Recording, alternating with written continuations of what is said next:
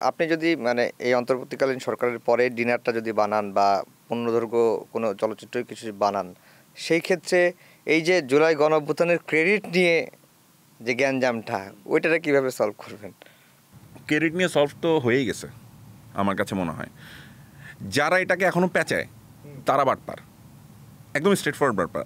আমি দুইটা উদাহরণ দিই, একটা উদাহরণ দিই প্রপার। হ্যাঁ, আমি যেই দলটা সমর্থন করি সেই দলের লিডারের কথাটাই বলতেছি, তারেক রহমান সাহেবের কথা। উনি কী বলছেন? জনগণের, ছাত্র জনতার, জনগণের, মানুষের, মাদ্রাসার ছাত্রদের দিয়ে শুরু করলেন, বললেন, কথা শুরু করলেন, তারপরে বললেন হচ্ছে গৃহিণীদের, মানে নারীদেরকে উনি নিয়ে আসলেন। সবার কাছে সবার কথাই তো বলা হইলো।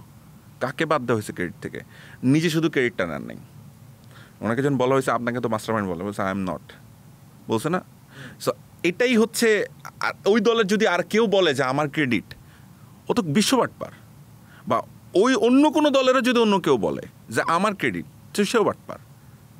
সবচেয়ে বড় দলের, বাংলাদেশের রাজনীতিক সবচেয়ে বড় দলের সবচেয়ে বড় লিডার যে কথা বলে ফেলছে যে যেটা সাধারণ জনগণের ক্রেডিট, তাহলে এরপরে কি আর কোনো কথা থাকা উচিত? এরপরে যদি কেউ বলে থাকে ওই দলের থেকেও, তাহলে বুঝতে হবে সে কন্টিনিউয়াসলি সে একটা ওই যে 1971 বেচা খাওয়া কিছু ভুয়া মুক্তিযোদ্ধা যেরকম, এরকম কিছু পাবলিক আছে।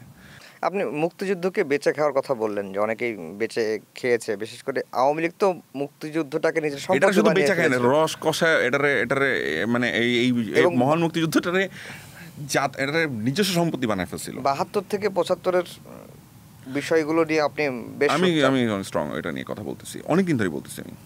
এটা নিয়ে আপনি বলছিলেন যে প্রপার ডকুমেন্টেশন হয় নাই। না, এটা কি করা উচিত? এটা ইন্টারিমের একটা বড় ফল্ট, এটা আমি প্রথম থেকেই বলি। 72 থেকে 75-এর ডকুমেন্টেশন যদি প্রপারলি হইতো, doctor Amartya Sen Nobel prize পেয়ে গেল। ওই সময় দুর্ভিক্ষ যে প্রাকৃতিক ছিল না, মনুষ্য সৃষ্টি ছিল, মানে মানুষের মিসম্যানেজমেন্ট। ওই সময় কে ছিল ক্ষমতায়? শেখ মুজিবুর রহমান।